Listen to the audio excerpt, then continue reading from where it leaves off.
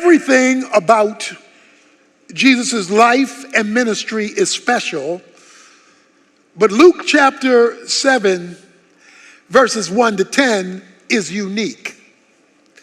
Why do I say that? Because according to verse 9, after he has the conversation with the centurion, it says, when Jesus heard this, he marveled at him. There is a centurion. A centurion was a mid-level officer in the Roman army who oversaw 100 soldiers. Thus, centurion, century, 100. He had a servant who got ill. He got sick and was about to die. It says that the centurion heard about Jesus. Word had gotten out that this Jesus is something else. The blind see, the lame walk, the dumb talk. I mean, it's just this Jesus is blowing folks' minds with what he's doing. So he sends a couple of Jewish leaders to ask Jesus to come and save his servant who's about to die. Now, that's unusual within itself because the Jews hated the Romans. But this Roman was cut in different cloth because the Jewish leaders said, he loves our nation, and he even went into his pocket to build our synagogue. This guy is different. There's a great lesson there, and that is, just don't judge people because they belong to a certain group. And you ought to help him. You ought to save his servant. So Jesus is now on his way to the centurion's house, who has made a prayer request. Save my servant's life. So far, so good. Jesus is on his way. He's gotten the prayer request. Looks like the answer is on the way. However, before Jesus gets to the house, the centurion sends a message. He says, in the end of verse 6, I am not worthy for you to come under my roof. Don't come any further. He sends some of his friends and says, tell Jesus don't come any closer. I'm not worthy. So one of the things we need to note as we get into this is this centurion, he may have had a lot of money, may have had a lot of clout, but in the presence of Jesus, he was a nobody. So this highfalutin centurion understood, he knew his place in the presence of Jesus. He says, don't come to my house. I'm not worthy for you to come. But wait a minute, you just asked him to come. You just asked him to come save your servant.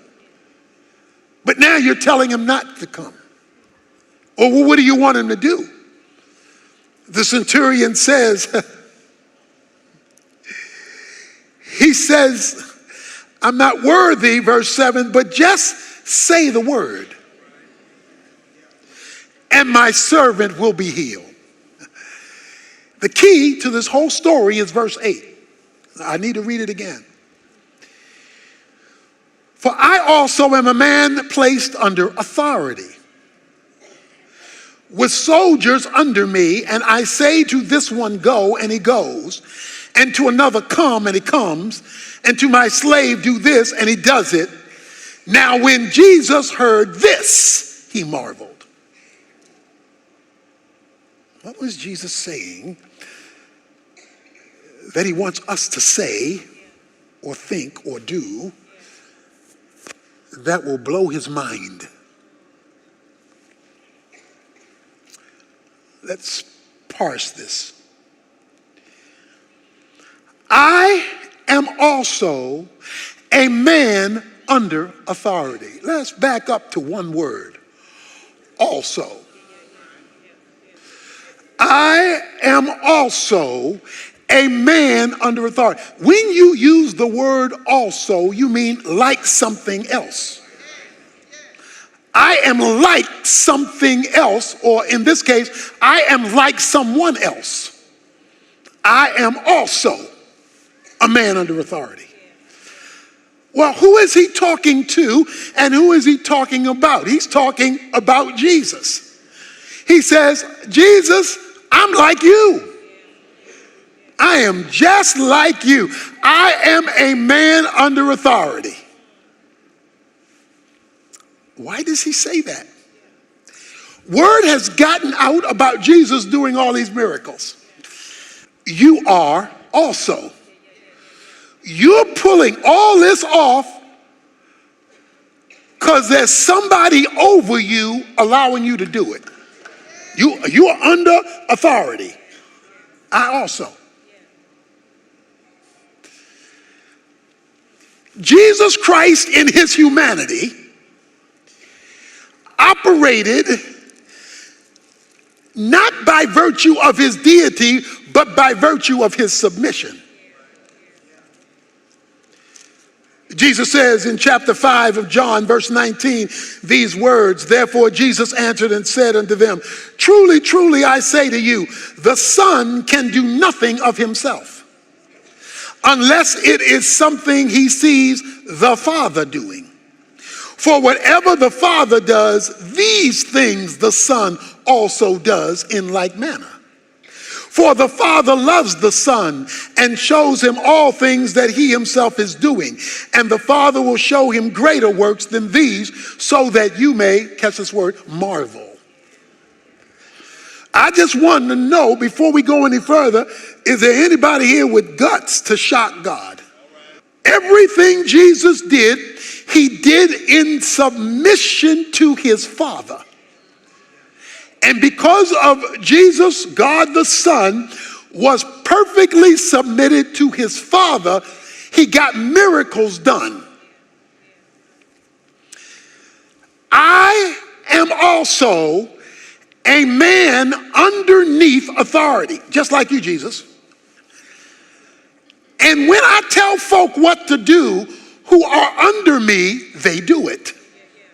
Okay? I don't want you to miss this.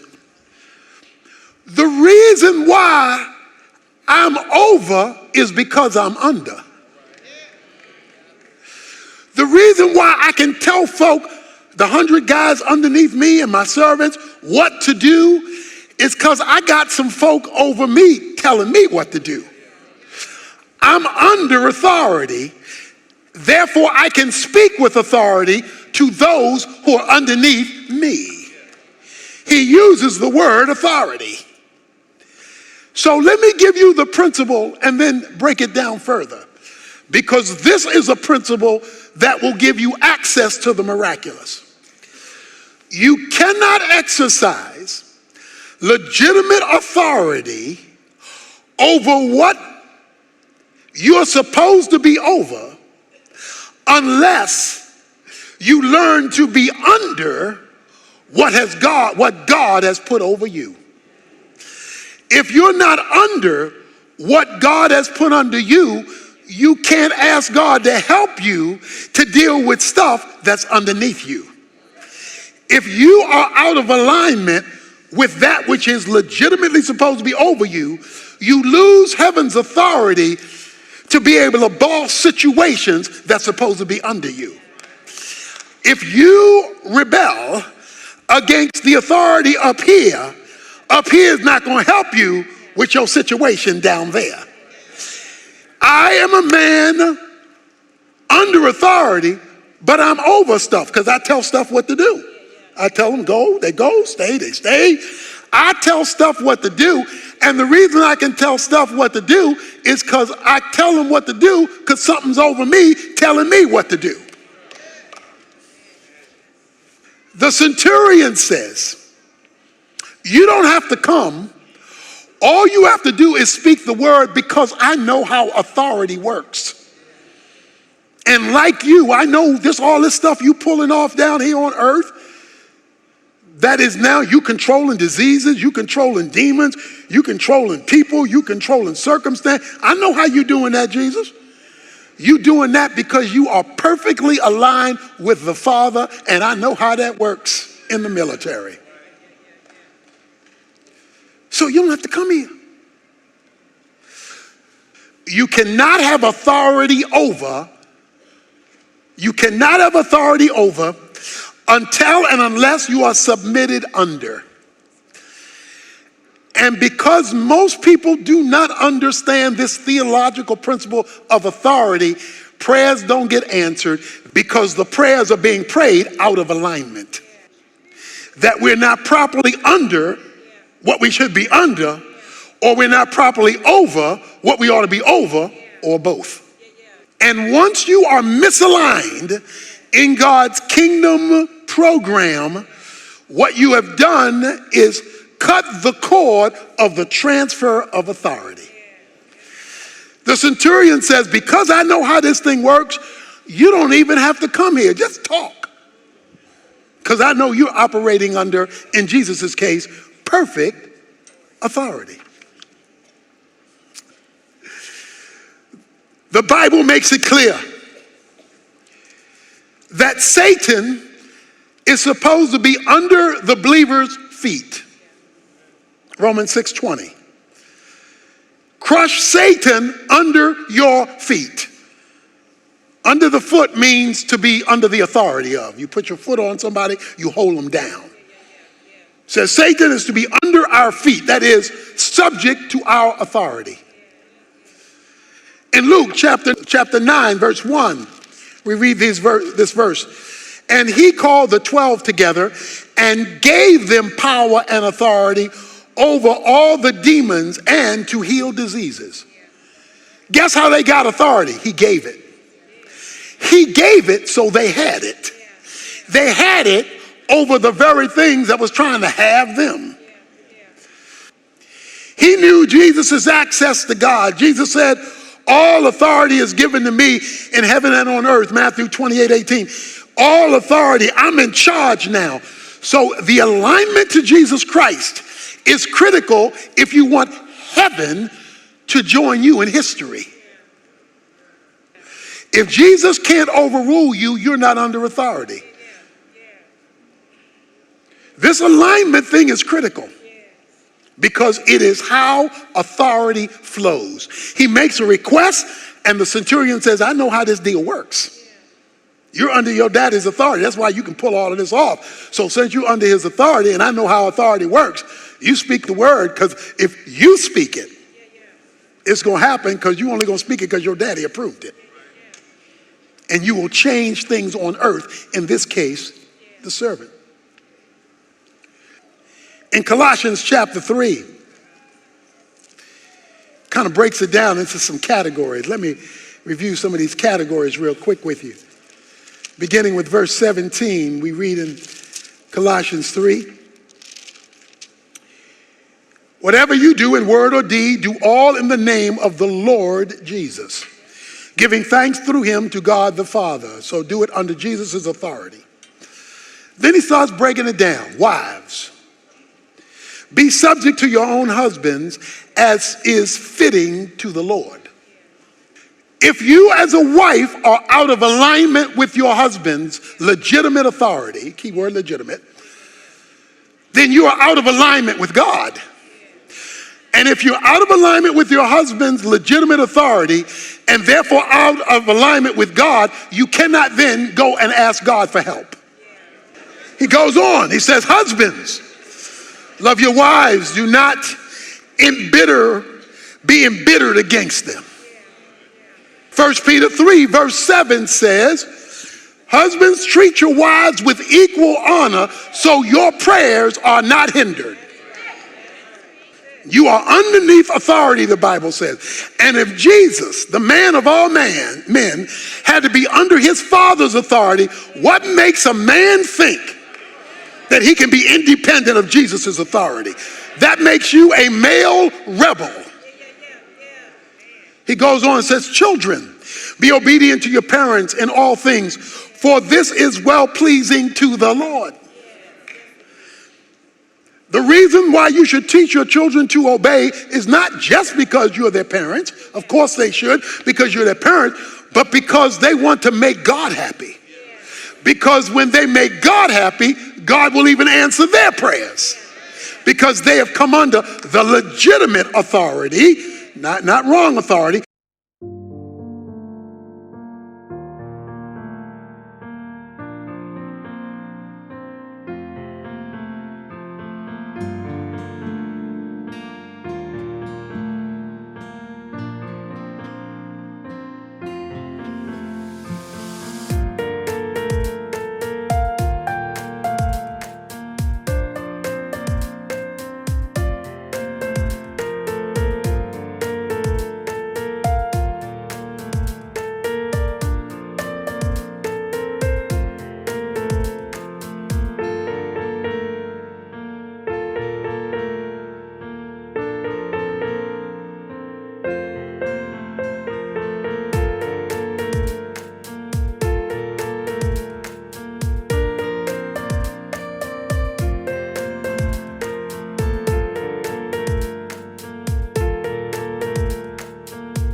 legitimate authority of their parents. In fact, when Ephesians talks about this, he says, and tell the children, this will help to enable them to live long on the earth. Then he comes to parent. He says in verse 21, fathers, do not exacerbate your children so that they will lose heart. That's a parent. The reason why he says fathers, by the way, is in the Bible, men are supposed to raise the children, not the women. Okay, now I'm talking about the culture, I'm talking about the Bible. Ephesians chapter 6 verse 4 says, fathers, raise your children. All the time it's the father who raises the children. When you say, well, what's the woman supposed to do? One word, help. Slaves, in all things, verse 22 says, obey those who are your masters on earth. We would say today, employees, obey your employers, not with external service or as those who merely please men, but with sincerity of heart, fearing the Lord. When you go to work, verse 23, whatever you do, do your work heartily as for the Lord rather than for men, knowing that from the Lord you will receive the reward of the inheritance. It is the Lord Christ who you serve. You don't whistle while you work, you worship while you work. It says when you go to work for the Lord. You don't only work for the man, you work for the Lord. You're to look at that job as pleasing the Lord. So don't steal from the Lord when you go to work. Because he says it's from the Lord Christ who will reward you. So if you are a bad employee, you're going to be an unanswered prayer person.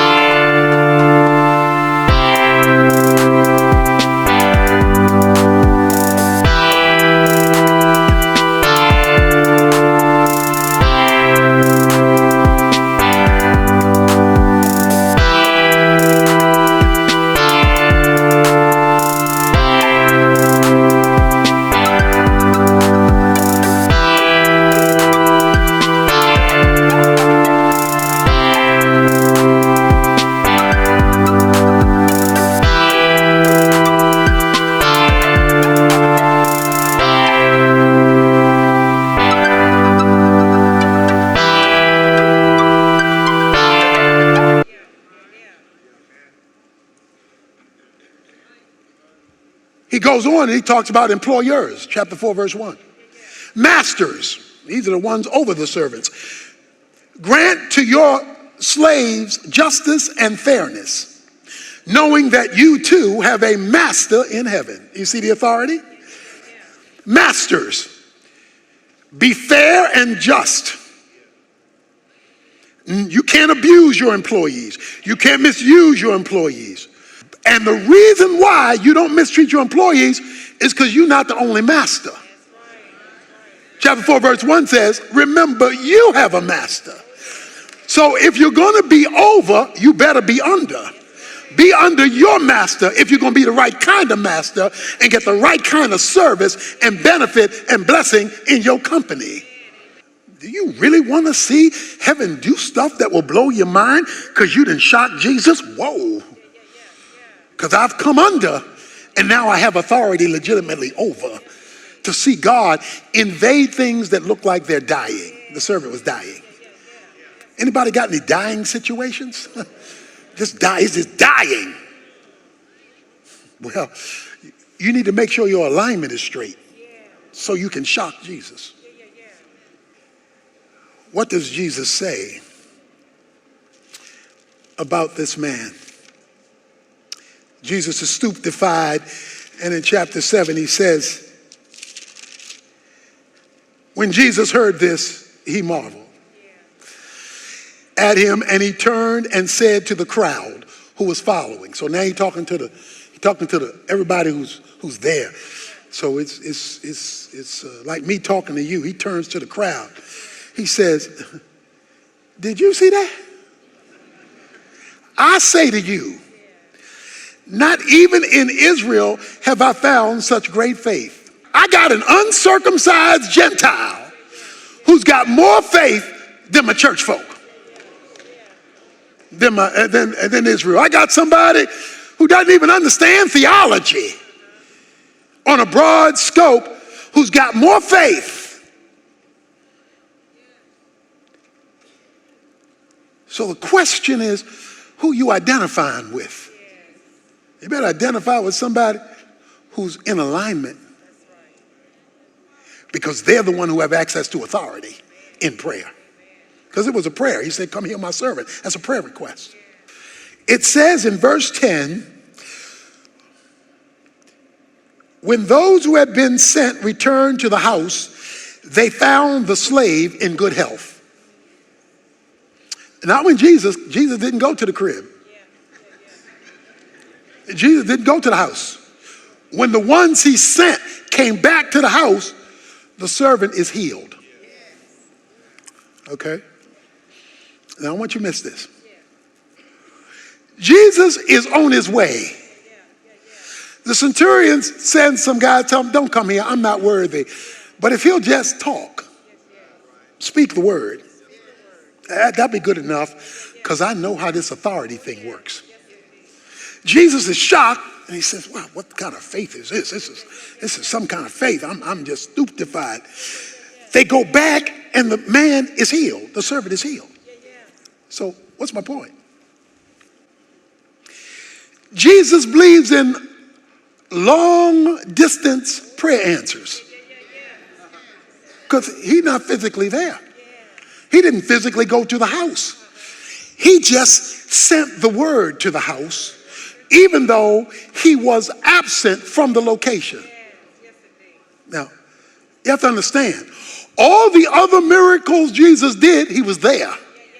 Now, why do you need to know that now? Because he's not here. But the good news is, he does long distance prayer answers. He doesn't have to be here to get stuff done.